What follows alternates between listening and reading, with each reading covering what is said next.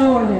100 करोड़ वो लोग हैं जो जानवर हैं। नमस्कार, आप देख रहे हैं वीकी न्यूज और मैं दृष्टोर उपाध्याय। देश की सबसे पुरानी पार्टी कांग्रेस के अंदर एक से बढ़कर एक ऐसे नेताओं की फौज भरी हुई है जो आए दिन दुश्मन देशों की तारीफ करते रहते हैं और अपने देश की सरेआम बुराई करते हैं।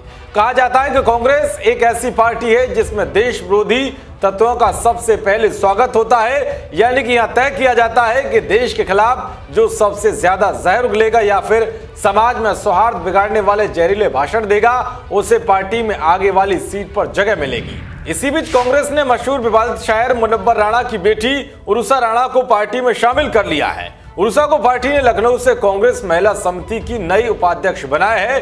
कांग्रेस महिला समिति की अध्यक्ष ममता चौधरी ने लखनऊ पार्टी मुख्यालय में उर्वशी राणा को पदभार ग्रहण कराया। ये वही उर्वशी राणा है जिसने नागरिकता संशोधन कानून के खिलाफ हुए प्रदर्शनों में बढ़ चढ़कर हिस्सा लिया था और भड़काऊ बयान दिए थे। हमारे मुल्क की आबादी 30 करोड़ है। 100 करोड़ वो लोग हैं जो जानवर हैं। जानवर। महिला कांग्रेस की प्रदेश अध्यक्ष ममता चौधरी ने उर्वशी राणा को पत्र लिखकर मनोनयन की जानकारी दी है।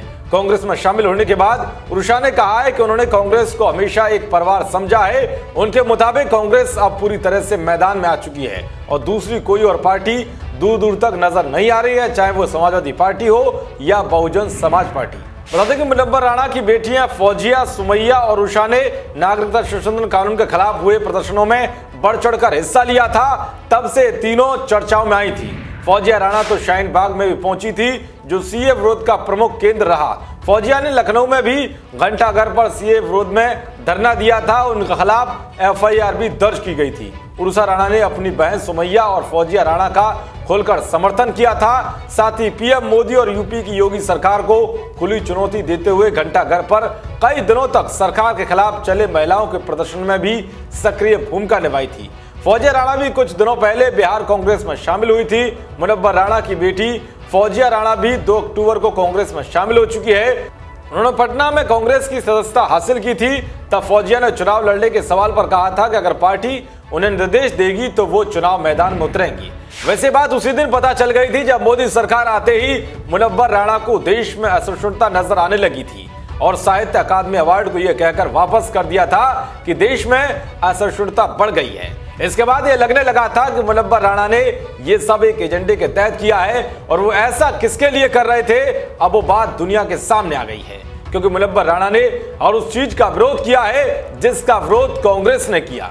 वैसे कोई नई बात नहीं है, देश के अंदर ऐसे कई लोग हैं जिन्होंने जाति और धर्म के नाम पर जनता की लाशों पर राजनीति करते हुए खुद को चमकाया, जिसके बाद उन्होंने या तो खुद की पार्टी बना ली या फिर कांग्रेस और सीपीआई जैसी पार्टियों को ज्वाइन कर लिया।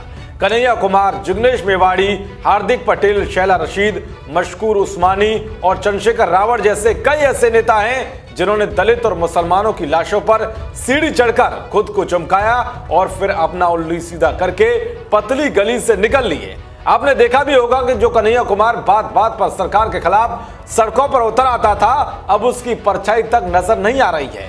यहां तक कि उसके साथी सीए के दौरान दंगा भड़काने की साजिश में जेल भेजे जा रहे हैं। मजाल है कि कन्हैया कुमार एक शब्द भी बोले, इसीलिए इन वामपंथियों की चालाकी को समझना होगा और इन्हें करारा जवाब भी देना होगा। देश और दुनिया की तमाम खबरों को पाने के लिए देखते रहिए वीकी न्यूज। नमस्कार।